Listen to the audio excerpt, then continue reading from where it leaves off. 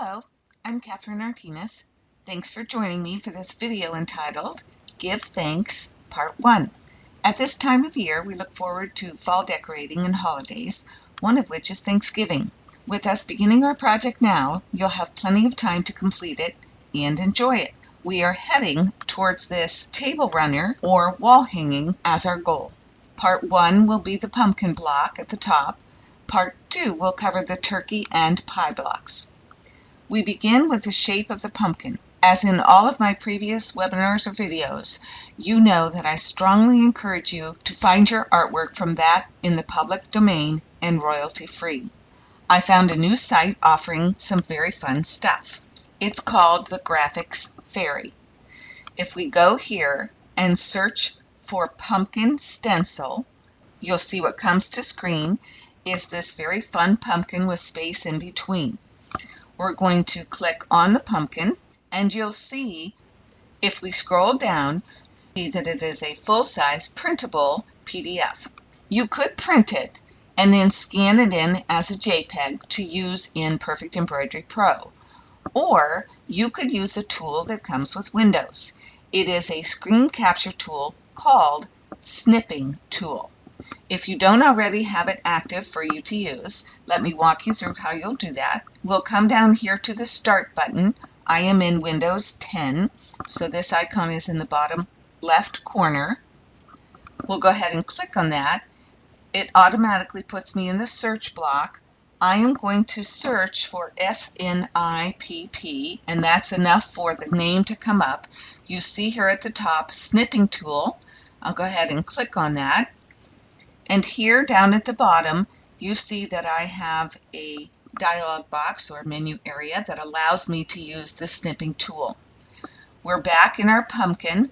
This is the small version of that pumpkin, and since I'm using the screen capture tool, I'm going to scroll up here so that I can see the larger pumpkin. Come back down here. Do you notice how the snipping tool is on my taskbar? I'm going to click on that to allow it to come back to screen so I can see it. And then I will click on New. I bring my mouse over to drag around the picture that I want. So a click and drag will select this pumpkin. Again, I can do this because I know that on this particular site, thegraphicsfairy.com, that these things are free and available to me. They are both royalty-free and in the public domain. The snipping tool has allowed me to capture that pumpkin. I will come up here to File, Save As. I'm going to allow it to save into this Give Thanks folder. I do want to give it a name though, so I'll call it Pump Sten. Go ahead and put the whole word stencil. Notice that it is saving it in a PNG file, which is what we need to use in PEP. Clicking on the save, that now has been saved, but we see that we're still in my snipping tool. I am going to come down here on the taskbar, right-click, and ask to pin to my taskbar. That means the snipping tool will be on my taskbar whether I'm using it or not. It will always be available to me. Now I'll go ahead and close. Come back into Perfect Embroidery Pro in my clean screen. We will come over here to the backdrop tool. Here is my pumpkin. I'm in my proper folder. I'll go ahead and double click that and bring it to screen. I could size this right now if I'd like to do so. I'll click and drag on the handle. Down in the bottom left of my screen, I see that this is a 4-inch high, almost a 4-inch wide pumpkin. So we'll go ahead and size that just a little bit. Go ahead and double click on my magnifying glass so that it is in my screen. And at this point, I'm going to use my pen and my magic wand and simply click within each of the spaces, and the magic wand will automatically trace around the shape of those pieces of the pumpkin. This one is very easy to do, as you see. I'll go ahead and get my select tool to turn that magic wand off, and now I'll come down here to the lower left of the toolbox, and I will use the Show Hide Backdrop image. That has hidden the pumpkin artwork, but it allows me to see the shapes of the design that I have, and this is where we're going to begin. I'll go ahead and turn the stem into a brown color, and then I'll choose all of the pieces of the pumpkin that are currently in blue, and I'll make them orange. That way it looks a little bit more realistic to me. And at this point, before I go any further, I'm going to do a File, Save As, and call this Pumpkin Art, and I'm saving it as a C2S file so that in the future, if I want to come back to this design, I don't have to recapture that art as we just did. With this art on screen, we can play with our many options on the final look of the pumpkin. We could convert this pumpkin, all of it, so let me come over here to our sequence view and click on all items, and I'll right click, convert to, and turn it into an applique. I'll come over here and turn on my 3D, my realistic preview, so you can see what that looks like. If I were going to follow with this, there are a number of things that I like to do with an applique, one of which is to change the color. And for this pumpkin, I'm going to change that applique density to a 0.3. So with those two changes, I'll do an apply. There would be my applique pumpkin. Option 2 would allow me to do a right click, convert to, and this time let's change it to a complex fill. Here it comes in as a solid. Let me leave the stem as a solid, but in this case, choosing the orange pieces, coming over to our fill type, clicking for a drop down, I'm going to choose motif. Let me go find 103. I'll go ahead and apply. And all of the pieces of pumpkin are set to that particular complex fill. We could leave it like that, or I could then go in and create different motifs for each piece of the pumpkin. Now this is pretty tight for me, so I might come up here and make that an 8 and apply. I like that bigger look better. And then again, choosing the additional pieces and going in to pick the ones that I like. I know I'm going to bump these sizes up, so I might as well do it before I apply.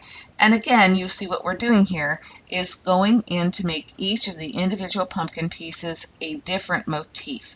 And what this does, I think, is to give a little bit of that Zentangle look to our pumpkin.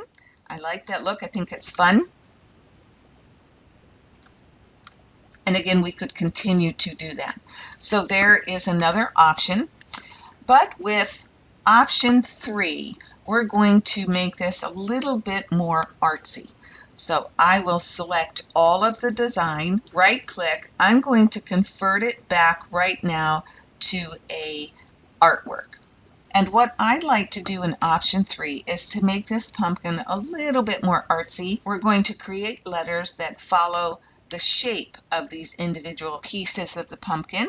Let me show you where we're headed here with our goal. A little close-up of that pumpkin, and you can see where we're going to go in and make the letters of the word thanks adhere to the shapes of the different pieces of the pumpkin. All right, back to our screen. Because we want the letters open and we need to be able to edit the points of the letters, we must bring them in as artwork.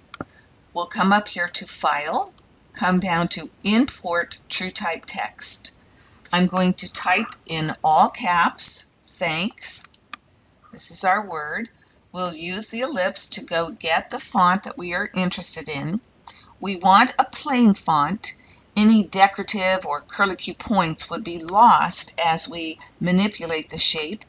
We also have typed our word in all caps so that we don't have to deal with ascenders or descenders. The one that I've chosen to play with is the Arial Rounded. And we come over here, bold is the default, that will work for us. But take a look at the size. It comes in at 120. I'm going to bump that up to a 300. And what that does for us is allows us to have a little bigger word to play with. You may have noticed when you've brought your TrueType fonts in this artwork and you leave them at that 12 or the 16, they're very small, and you still have to go ahead and size them anyway. So here we have letters that are a good size. I'll go ahead and select that again and just drag those up above the pumpkin. And then something else I'm going to do, let me bring this down to a 75. I'm going to right-click, copy, right-click, paste, and then change the color of that second wording, putting those over to the side just in case I need them. And I do this often when I'm playing. If I'm not sure where I'm headed with something, I always give myself a little backup copy so I don't have to start from scratch. All right, so that'll be out of our way. We don't have to think about it. And now we're going to work with the T. We want this T, remember it is artwork. We're going to rotate it and size it and place it within this shape of the pumpkin. Our word is going to start with THANKS. How about that? We have the right amount of letters for the right amount of pieces of our pumpkin. Funny how that works out. Now I'm going to zoom in quite a bit so that I can play with the shape of the letter, trying to get it into this shape of my pumpkin. The first thing I'm going to do is make it a little narrower and a little shorter, and then drag that up, and I now see that I have a little bit of this T stuck out. I might want to rotate it just a little bit more. At this point, we start to decide how we want to distort that letter so it's still easy to read. I'm going to grab these points right here and bring that to that area, and you see how I'm just picking up my points and placing them within the shape of my pumpkin piece right here. So again, I might shape that a little differently. I'm putting those squares right across from each other, bringing those up. I could even delete some of these points by dragging around and deleting, and then bringing the bar right back up. And again, I might want to bring those in just a little bit, maybe down. And all of this is playing. It is great exercise for you to work with your points if you're not used to playing with your shape tool. So even though we have distorted it, it still looks like a T. I could even bring that point up just a little bit more if I wanted. I could put a little hump right there in that straight line to have it sort of go along with that curve of the pumpkin piece. Maybe bring that down just a little bit. I could do whatever I want to the letter as long as I still keep its original shape. These might be over just a little bit too much, and you can see what I'm doing here is very real. It is what I did when I did the project. I'm going to select those points, except I didn't want to pick this one, so I'll select those again, right click and smooth so that they fit better into that area. I'll do the same here and right click smooth, and that one looks pretty good. I will make this one smooth, just in case. I could put another point right there and drag that up just a little bit, and you see how that gives a visual that that letter is curved just as the pumpkin piece is curved. I could also go into the pumpkin piece and delete a number of these sort of hump points, and then just put one in there to give myself a little bit more. Again, I can play however much I think I want to. I could get rid of these if I don't like that jagged edge, or I might want to leave them because it looks a little bit more realistic. I might drag that point out just a little bit to be on the outside of my T. At this point, we can back out and see that we have the letter T as it should be, and we'll continue our project with the H. I'm going to zoom in on this area. Oops, come over just a little bit here. All right, I know that I want this letter to be taller, so I will drag that down. I also know that I want to rotate it so that it is more on a curve of my pumpkin piece. I'm going to back out just a little bit to see if I can take a look at that entire piece, and I'm going to have to back out even more. Maybe I'll put in a 150 as my zoom and come down. That allows me to see the whole pumpkin piece and my letter. Again, I know that I need to bring that up even more, I'll put that rotate back and then size it a little taller before I rotate. I like that better. I do have some editing to do, and here we have the letter being wider than the pumpkin piece, so I can continue to make it narrow. But at this point, I think I will go into my letter itself and start to make those editing changes to distort that letter H just a little bit. I know that I want the points of that H to be up here. I'm not going to worry just yet about them being, that wiggle of them being incorrect. At any point I can go ahead and right click and smooth those out a bit. Do the same here with my letter H. I like that little bit of curve. It looks as if it's following the shape of the pumpkin. I can bring those in a little bit, and I'm going to shorten up the bar for the H, come down here and play with my bottom feet of the H, so I'll bring those closer to the shape of the pumpkin, maybe even delete a point if I don't want to deal with it or I don't need to. Certainly here I need another point, so we'll do an add point and drag. This one needs to be adjusted as well. So you can see what I'm doing. I'm just adding and deleting and moving points as I think necessary to get the shape of the letter into the shape of the pumpkin. There is no right or wrong here. It is a great exercise for you to play with, getting used to your points and what you can do with them. It is one of the great features, I think, of Perfect Embroidery Pro, that it allows us this creativity to direct shapes as we want them.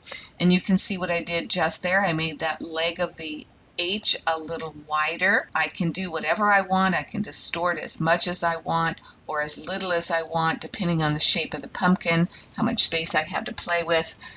Again, I can do it until I think I'm happy. I do like the way that this looks as if it's breaking on that curve, so I don't want to get rid of that. I'm just going to continue to smooth those points, maybe grab one of those handles until I'm happy with the look that I have.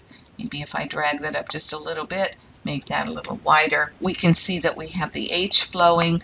The bar needs to be a little bit more realistic across from each other. That looks better. Maybe drag that one down just a hair.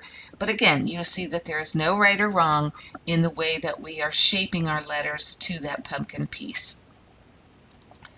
Zooming out, we'll get our letter A. I need my select tool to do that. We'll come up here to the letter A. Something else that I can encourage you to do, we are working on a project that's going to take just a bit of our time to get all of these letters the way we want. I would encourage you to do a save as along the way. Remember, we currently have this called the pumpkin art, but now that we are putting our words in it, I'm going to do a file save as, which allows me to give it a different name. I'll click in there and backspace out the word art, and I'm going to put in the word thanks. So it is my pumpkin with the word thanks, and I have saved a copy up to this point. All right, we'll go forward with our letter A. I know it needs to be taller. For right now, I'm not going to deal with the width. I'll see if it fits within the space. We know that this pumpkin piece is wider than the previous. I do want to rotate it just a little bit, maybe move it up, see if I can get that size in there. And this is looking good.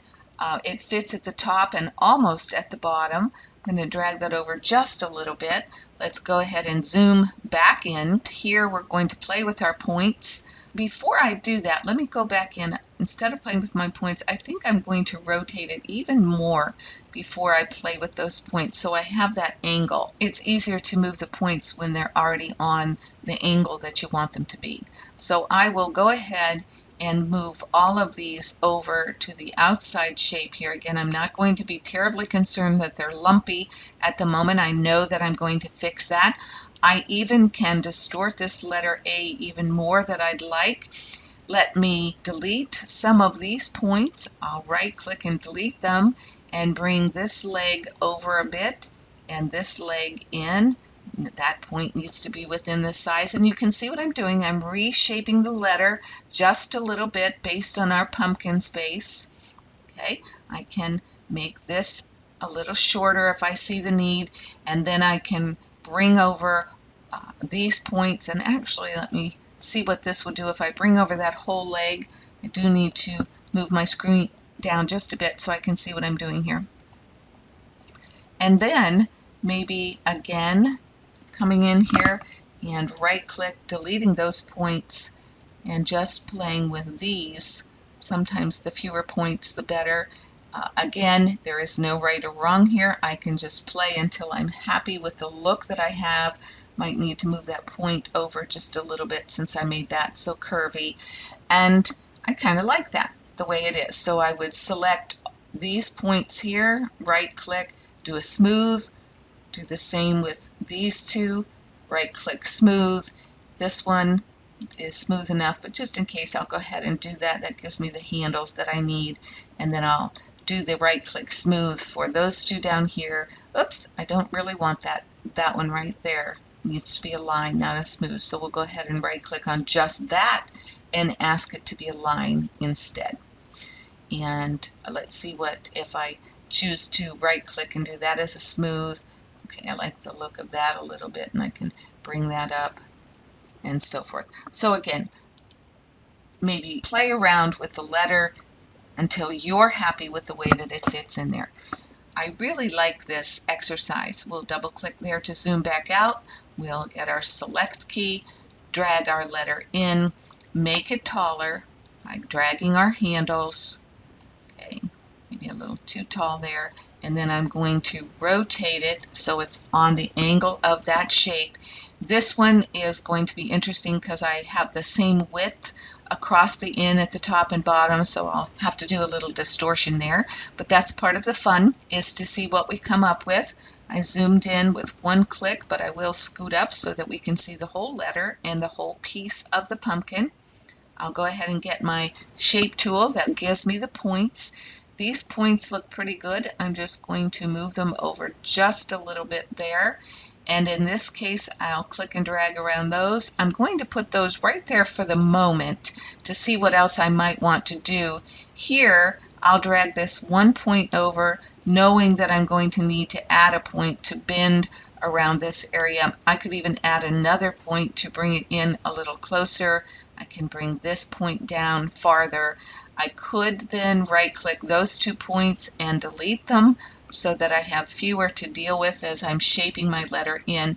But you see now we look a little bit like an op art. Because this is still so narrow, I'm going to drag that one point down a little bit to emphasize the N. And this is where I would want to do an add point, drag that over. I'm going to smooth this one out right away so that I can bring that over here. If I wanted to bring all of the points up, I'm just going to use these 2 points right there and then delete all of those just because it was easier to do that, and just add my 1 point, which will allow me to bring that down. If I wanted to, I could make that a line since this is an N and it's supposed to be points. Or if I look at that and decide, I don't know if I really like the point there, I can go ahead and make that a smooth and then sort of shape that.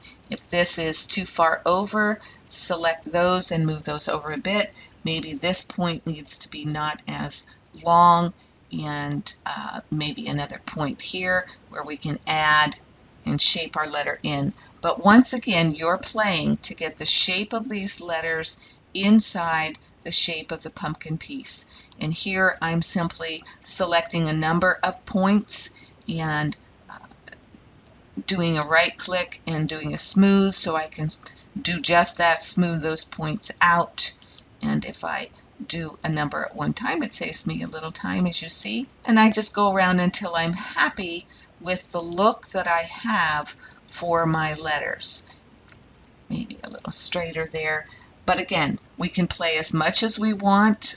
There is no right or wrong here on these letters. You're going to be happy with your finished product and however much time you want to play with them. And again, none of this is wasted time. You're getting very good at using your points and your smooth and all of those tools that we have available to us. A double click will bring us back out. I'll get my select. I have a K. The K is going to be very similar to the N in that we have four legs here, the left side and the right side and the points and so forth, as is offered in the shape of the K. I have made it elongated. I'm going to rotate it just a bit and put it where I think it should be. And this will be the letter probably that takes the most editing on our part. So we'll go ahead once again and zoom in, scoot so I can see both the letter and the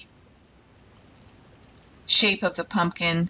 Maybe make this a little skinnier. You see where I just brought the side of that K over here. At this point, I think I'm just going to delve into my points. So we'll go ahead and use our shape key.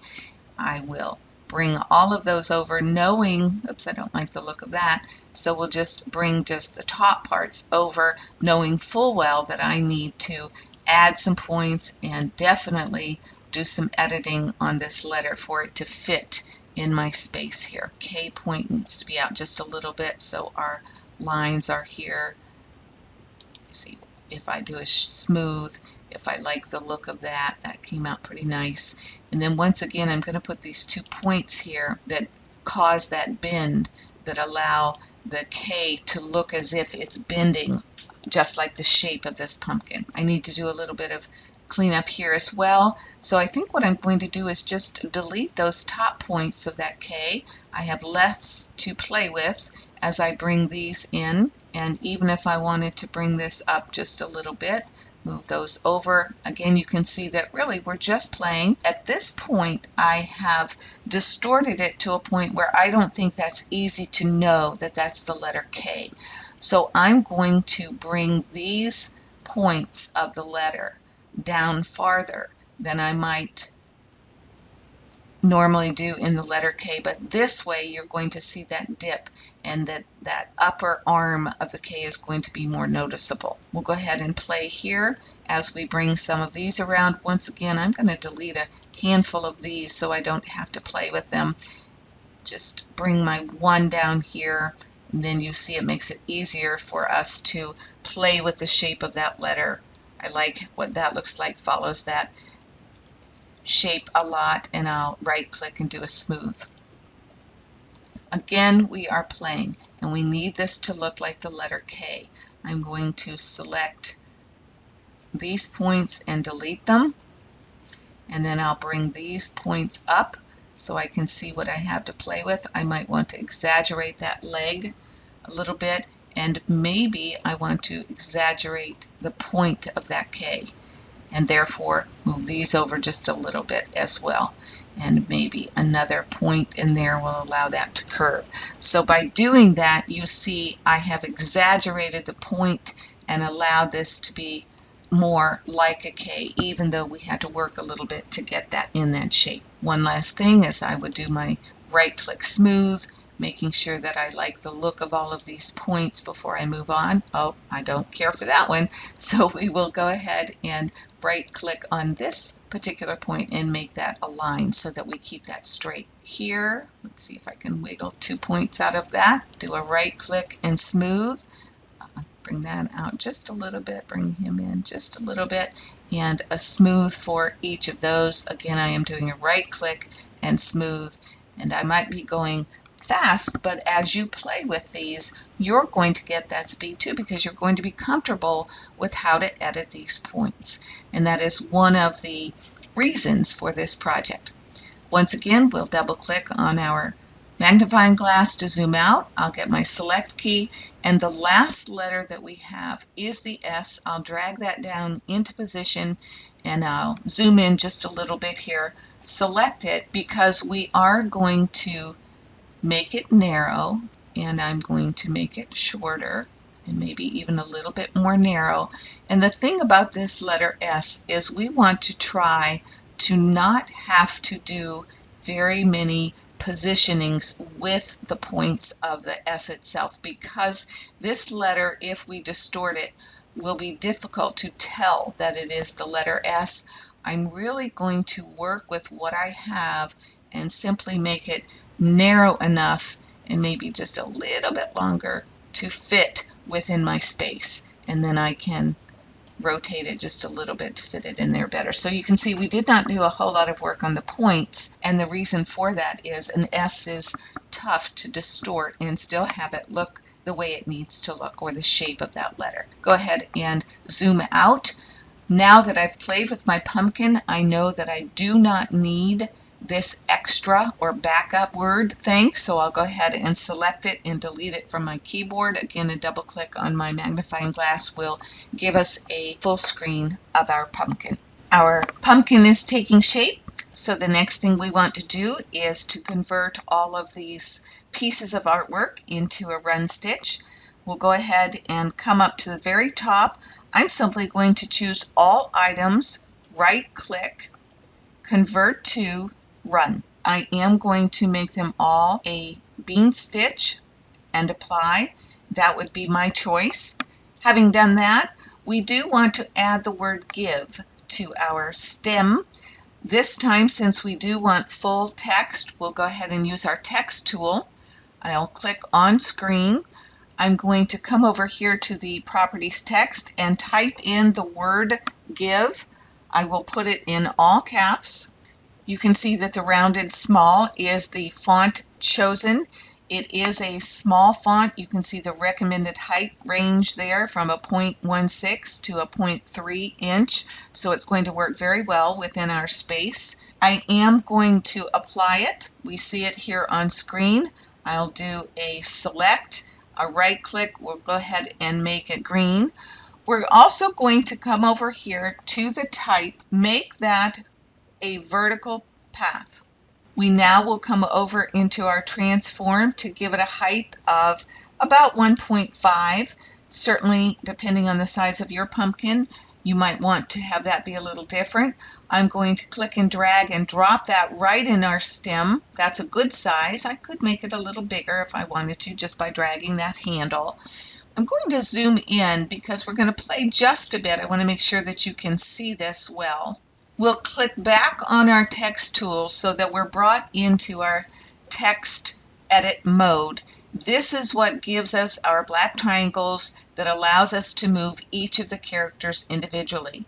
I will rest on the black triangle of the E and drag and drop that over just a little bit. Do the same with our V, maybe the I just a hair down over a little bit, and maybe the G over to the left, maybe not quite that far, and up just a little bit. So remember, in your text edit mode, you can play with those individual characters, and we're giving it more the shape of the stem. I'll select it. One other thing I would want to do here is to come into the fill. I like my density to be a 0.3 when I deal with letters, and that makes that a little tighter in there. We'll go ahead and double click on our magnifying glass, looking at our pumpkin. If we would like to visualize these areas as an applique, remember we talked about options here. We turned the whole pumpkin into an applique at the beginning, but what if we wanted to make this a raw edge applique? Let's go ahead and choose just the orange pieces. Coming up here to properties and clicking on fabric, I'll come over to the ellipse, click on that, and chances are I'm going to make those pieces orange, so I'll go ahead and OK that. And here we see the pieces filled in, what it would look like if we made these the raw edge applique. Again, if we're playing, we can click on the letters themselves. What would it look like if we had a double applique, where the pieces of the pumpkin are one fabric and then the individual letters would be another fabric. So once again, I'll choose the properties fabric, use my ellipse, and we'll go down and see if we can find a gold color and OK that. And here you have the look where I have the pumpkin pieces, an orange fabric, and then the letters would be gold. And you can decide if you like that look or not. To finish, I am going to go into the stem, once again into the fabric, the ellipse, and choose a soft color. We'll just play with this one and make that brown and OK it. And that gives me a feeling of what that project might look like. Remember too that at any point you can come down here to your background color and you could play, do I want to put all of this project perhaps on a soft yellow fabric? That's what it would look like. Or if I wanted something more in a soft orange, maybe a pale coral, do I like that look? So again, Perfect Embroidery Pro gives us all of these tools to play with our project before we actually go and stitch it out. I am going to put this back to white. Just wanted to refresh you that you have that opportunity to do it. But again, this is your project and you can decide the look that you are after. I'm going to go ahead and remove the fabric from my letters. So I'll once again come into fabric. This time I need to click on the down arrow so that I can choose none and apply. We could stop there, but why would we? Something in the background would be very interesting. Maybe we want to add stippling. First, I'd like to go ahead and turn on my show hoop. I know that I'm going to put this in my 8x8 hoop, so that is a 200 by 200. We'll do an OK. This gives me the area of the block that I'm going to be creating. If I want to size that down just a little bit, I'll go ahead and select all. If I rest on a corner handle, my arrows will give me the size. This is about a 6.3. Bring that down just a little bit. I will right click on the ruler and center that. It's going to give me a little bit more area here to play with. If I want some background stippling, as we suggested, I'm going to go ahead and get my rectangle and click and drag a square to define that area that's going to hold the stippling.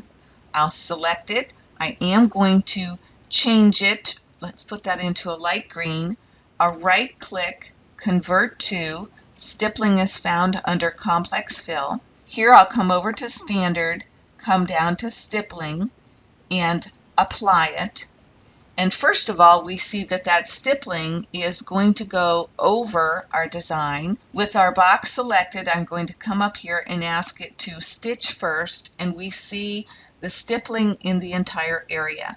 Now what happens here, and it's probably what we don't want to happen, the stippling goes in all of that area, even the open area of our pumpkin stencil. So instead of just creating one large square, we're going to have to define the area of the pumpkin itself. So let's do an undo. We have our, we'll undo again, and once again, so I just have my square.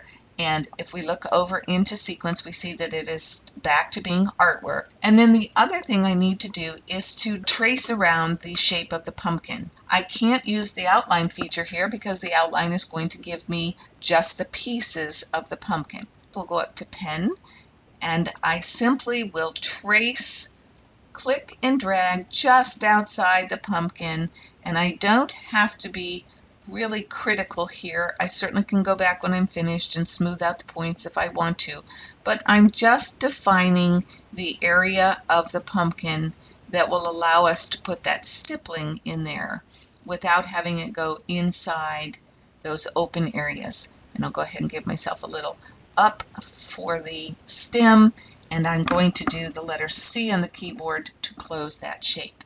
I will select it. That too will be green, and if I wanted, I could go in and select the majority of my points, right click and smooth them out, just as we did on the shapes of our letters. Again, right click, making those smooth, whatever I thought I wanted to do to the shape. But once again, it's not critical for these points because I'm going to add stippling in there, which will not come up to the exact points that I draw. All right, here's my second piece of artwork. Let's select it. I will hold down my Control key on the keyboard and select the square. The trick is to come up here to your Combine key. We'll go ahead and click on that. And what we just did, if you can come over here to Sequence and look, we have just created the square with the pumpkin shape inside of it. So that is one unit. Now if I do right click, convert to complex fill, it's going to make it solid. But again, over to standard, drop down and ask for stippling. We'll go ahead and leave it at the maze. And here is one of your options for completing your block. We have other choices other than maze. We have the Hilbert or the piano. That gives a different look as well. So again, your choice on stippling. We could also put a fill in there.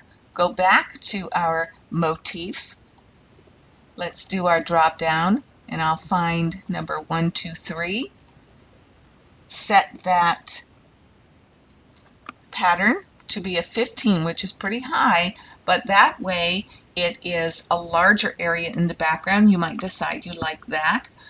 One of the other choices that we don't use very often, if I do a right click and convert that to a cross stitch. A lot of times people forget that this is in here.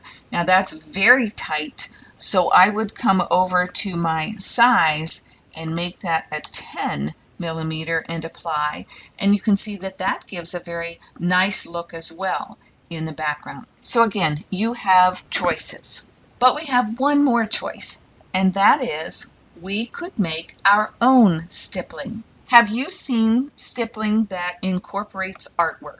Let's take a peek here as we move forward. Have you noticed this in any of the embroidery designs that are available for sale where they have incorporated some artwork within the stippling? You might see something like that. Well, we're going to learn how to create stippling, and ours is going to look similar to this. I saw Tamara do something like this years ago, and it intrigued me, so let me add some of my own touches to this look. Back in Perfect Embroidery Pro, we're going to simply hide that background that we've created, and here we're going to go in to our Text Designs drop-down arrow, choose Applique Shapes. If you scroll down alphabetical order to Halloween, you'll see that we have a pumpkin, actually 2 of them, but I have used Halloween 03. We'll click on that, OK it. It comes to screen as an applique.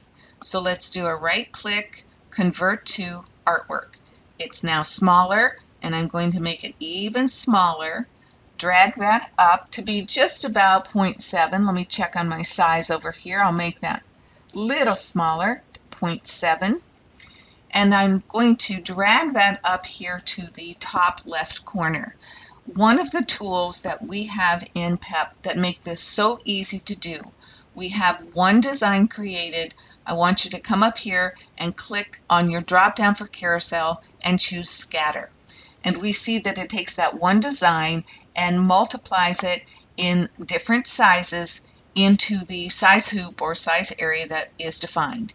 We have the 8x8 set, which is fine for what we're doing with our pumpkin, but I do want to change the minimum size. It's going to bump it down to 80. I want no smaller than my original design, if you remember, as a 0.7. So I'm going to type in the 100. In other words, I don't want anything smaller than my original. Here in the minimum distance, I don't want so many pumpkins, so I'm going to make that a 0.6. Then I'll apply and see if I like what I have here.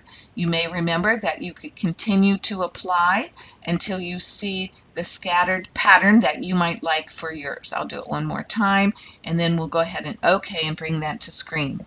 Here is the square of my scattered pumpkins. I'm going to click and drag that group to place it within my 8x8 hoop. You can see that this show hoop was a good idea, so it's helping us to define our area. Also, I need to come up here to ungroup so that I can play with these pumpkins individually. For example, click and drag those pumpkins and place them around. Remember, we are going to create our own customized stippling. I can click on that and drag it over. That's too big, so maybe now I could size it just a little bit. If that pumpkin gets in your way, remember we can come over here to our sequence view and click on our eyeball to hide it. That will help us grab those other pumpkins that might have ended up in the middle and maybe a size just a little bit, maybe a fun rotate. Here's another one that's kind of in there. He's a little big. I purposely left my minimum size at 100 so that I could have control over the pumpkins where I place them and also the size and positioning of them.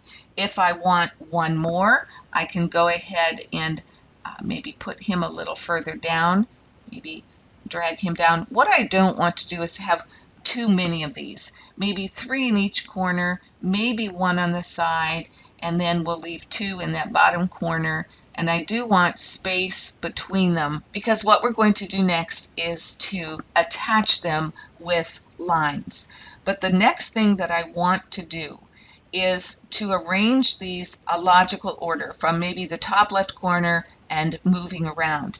As they are now, if you take a look here over in my sequence view with artwork, if I click on these, you can see that the pumpkins are not necessarily in a logical stitch out order, and I would prefer that they go in a roundabout order. So I'll click on this first one, and what I then can do is come up and ask it to move it to front, which in essence is going to put it in the last stitch out position. Do you see where that is now in the very last position over here in sequence view? All I need to do is walk myself around the project, selecting the next pumpkin, putting it in the last position, this pumpkin last, and so forth. You see that I am creating my order of how these scattered pumpkins will be stitched out.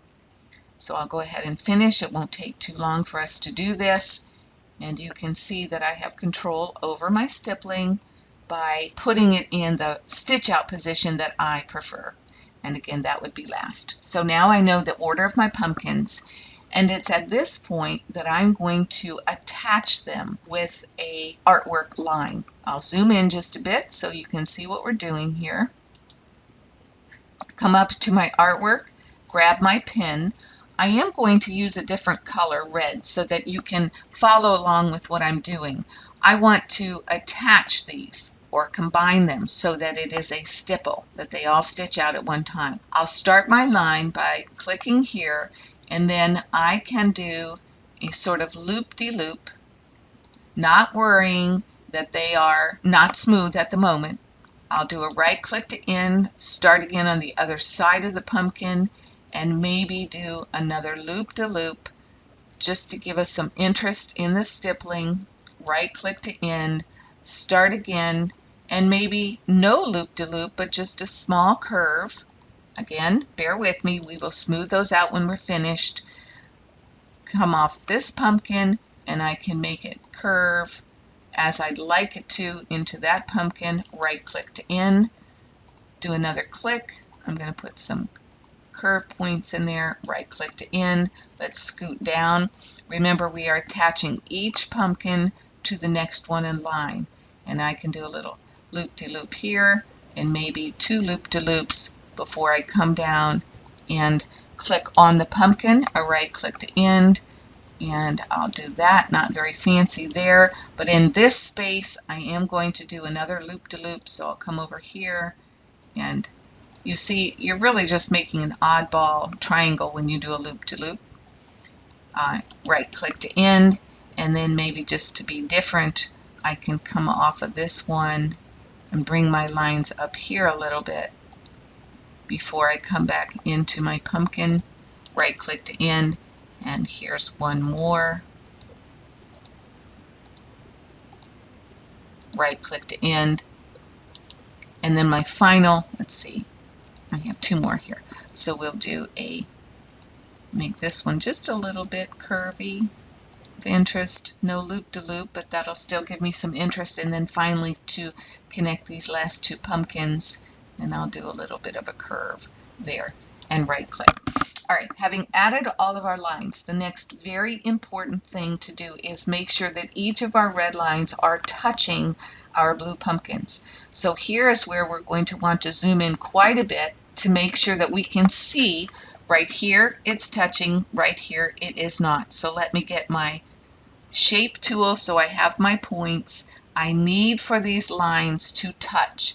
Here we see if I select this, I'm going to bring that line in just a little bit more. And at this point, we're simply going to keep scrolling over.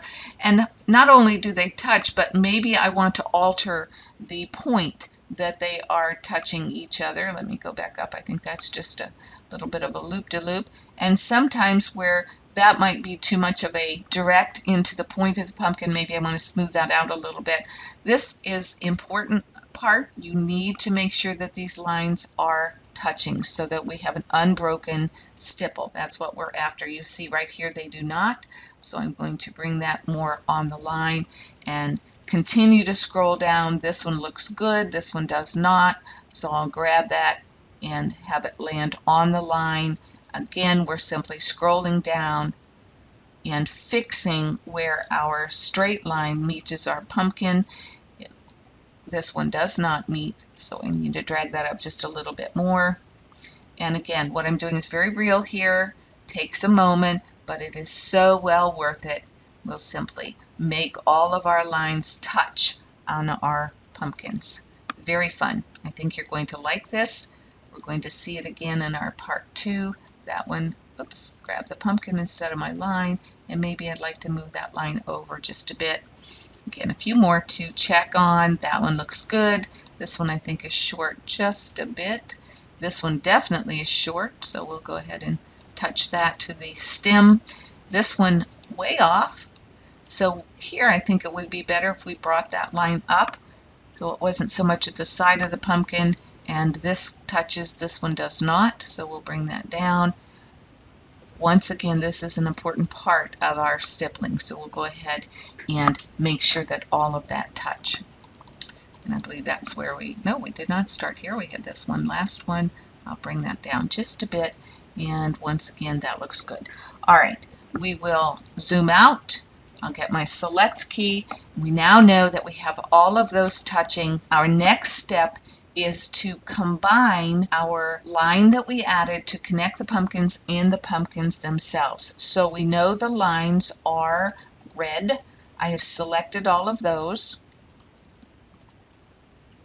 I have all of the red selected. I'll scoot up and I'm going to hold down my control key and select the blue. We will come up here to our combine key, and when you see what happens is we no longer have the red, they are all in blue. I am going to turn that to red just so that it stands out a little bit more for us to see. And then finally, all of those loop-de-loops I put in are very angular. We want those points to be smooth. If I now come over to my shape tool, I can click and drag around those points, right-click, smooth. If you feel a little bit more comfortable by zooming in just a bit, we can do that as well. Click and drag around those loop-de-loops, right-click, smooth. Even if there is no loop-de-loop, I want the ones that are connecting the pumpkins to be smooth.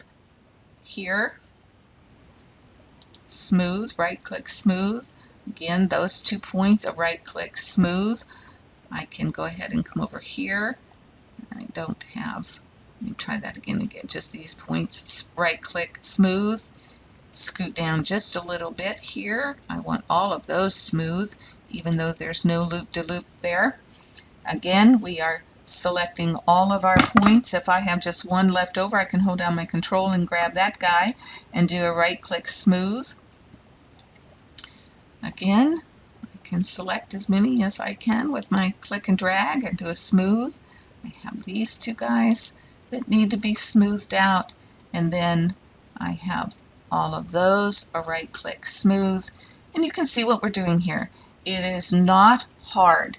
It might be just a little bit time-consuming, but honestly well worth it, because look what you have just done. You have created your own stipple. At this point, let's do a right-click, convert to run. Ta-da! Custom stippling.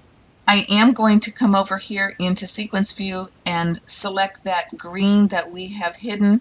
I'll go ahead and bring it back out. That was the shape that we played if we wanted to add normal stipple or a motif. I'm going to at this point just delete it. So a delete off my keyboard, because I've decided I like that custom stipple a lot better than the motif look. So there we have our pumpkin. At this point, we could bring back our orange applique so we can see it. As I look at this, I think I want to add just a little bit more interest to my letters. Remember those letters we played with, what they would look like if we made them applique fabric? But I'm actually going to copy paste them. I'll change my color to a dark, we've already used that here, I'll change that to a purple, and on the purple one I'm going to right click, convert that to a complex fill, come up here and make it a motif and use number 103. I know that I want it set a little larger to a 5 millimeter, and I'm going to OK it. And I like the look of that a little bit better. It is not as full as the applique fabric would make it, but it's going to give it more interest to stand out on that applique orange fabric. Now we need to address the idea of sequence. I want that stippling to stitch out first. So let's select it, come up here to our move to back key. I'll click on that. It's going to be in the very first position. And what that does is it just makes it easier for all of this applique fabric. I don't have to worry. You can see right there it's going to be under the fabric just a hair, and that's fine. That won't bother me at all. Now I need to have our orange applique fabric be next. It is in that line. I want to change the position of the outline stitch blue and the fill stitch purple. So I'm going to click on purple, drag it up and drop it on the orange so that it's going to stitch out after the orange, and then my blue bean stitch will be on top of that motif fill. I'll go ahead and collapse that. Then I have my applique stem, and it will be followed by the words and so forth. So there's the proper order that I would like this design to stitch, and of course I would do my file save as, and I might then just add my app to indicate that it is the finished application. I then would go back into my save as and save it as my machine format so I could take it to my machine and stitch. So here we have the first block. Let's review the embroidery process. You have your base fabric hooped up. In this case for me it was the green, and I have my stippling stitched. I would then lay a large piece of orange, which is going to be all of the applique pieces of the pumpkin. This is raw edge applique. So I can lay this piece here. It's going to stitch the individual pieces. In this next picture, I have gone ahead and trimmed the orange applique pieces and stitched out the complex fill and the outline stitch for those letters. It looks blue, but it really is a teal color on the project. Having trimmed, I then lay my piece down for my stem, stitch the stem and stitch those letters, and finally trim, and here we have the block. Once again, here is the project. We have done that first block. We will be making the other two in the Giving Thanks Part 2 video. Again, this is what your finished project could look like. I'd like you to have fun creating this block. Remember, it is yours, so change whatever you want to, whether you want your letters to be applique or a motif fill like we have it here. I've named this video Giving Thanks, not only for the message on each of the blocks, but also for the many blessings I have in my life, one of which are the cool tools in PEP that make all of our projects easy to do. And also, thanks for being with me in this video. Enjoy!